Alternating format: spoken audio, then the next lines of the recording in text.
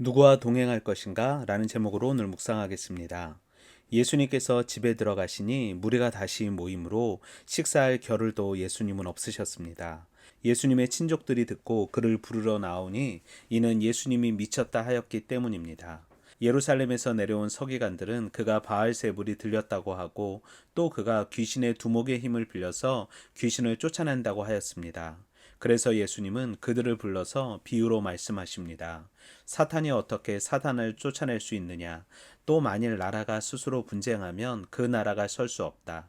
또한 집이 분쟁하면 집이 설 수 없다. 그리고 사단이 자기를 거슬러 일어나 분쟁하면 설 수 없고 망하니 먼저 힘센 사람을 묶지 않고서는 아무도 그 사람의 집에 들어가서 세간을 강탈하지 못하리니 결박한 후에야 그 집을 강탈하리라 말씀하십니다. 그리고 사람의 모든 죄와 모든 모욕하는 일은 사하심을 얻되 누구든지 성령을 모독하는 자는 영원히 사하심을 얻지 못하고 영원한 죄가 될 것을 말씀하십니다.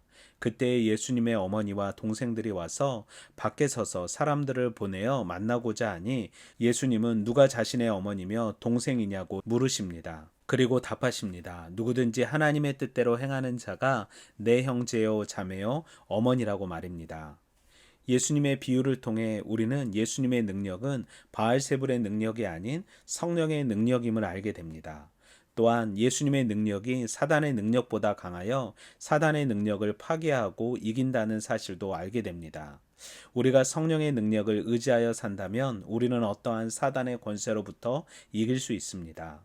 혈연 관계로 맺어진 예수님의 친족과 가족들은 예루살렘에서 온 종교 지도자들과 마찬가지로 예수님이 미쳤다고 생각하여 예수님을 찾아옵니다. 하지만 예수님은 사단의 권세의 지배를 받지 않고 성령의 지배를 받고 있었기에 진짜 가족은 혈연이 아닌 하나님의 뜻대로 사는 자가 예수님의 가족임을 말씀하십니다.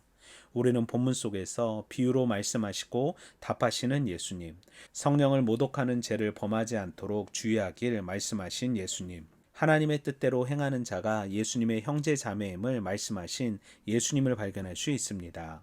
예수님께서는 사단의 나라와 하나님의 나라가 공존할 수 없음을 말씀하시면서 예수님께서 가지신 치유와 축기 능력이 사단으로부터 온 능력이 아닌 하나님께로부터 온 능력임을 말씀하십니다. 예수님께서 비유로 설명하신 이유는 비유를 통해 하나님의 사람과 그렇지 않은 사람을 구별하시기 위해서였습니다. 비유는 택한 자를 구별하시기 위한 예수님의 대화법이었고 서기관들과 유대 지도자들은 그것을 깨달지 못하고 멸망의 길을 걸어가게 됩니다.